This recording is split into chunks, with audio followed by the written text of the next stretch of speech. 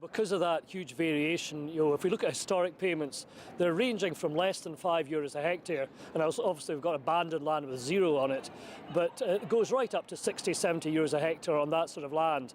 Now, those look pretty small payments, but they're huge multiples, they're huge ranges, and if you go to a flat rate, you end up with some real big winners, people who would get the equivalent of €100 a ewe, which seems a bit overcompensating to other people who've got more favoured farms that are maybe down at €10, €8 a ewe.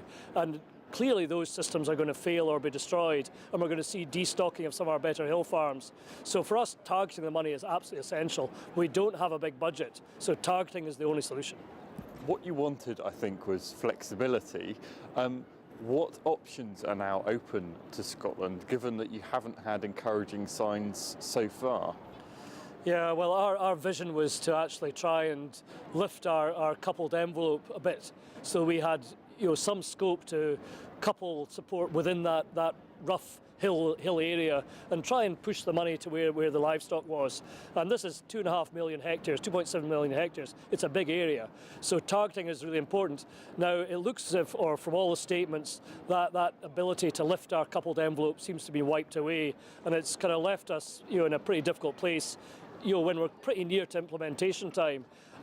Today's guest, or the visit over to Brussels, was an opportunity to try and explore what other devices might be available, what flexibilities might be available from the Commission to take up that challenge and keep people farming.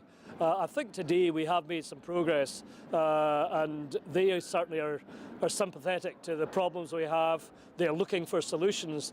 They are still unclear about how that might work, but it is pretty clear that there is a pathway ahead if we work with them, and there's probably a pathway ahead if the Scottish Government and the UK Government are willing to try and work on the same track. So yeah, we're at the start of a process, but I'm a lot more optimistic having spoken to the Commission than I was when I came here, when I thought we'd hit the buffers or a dead end.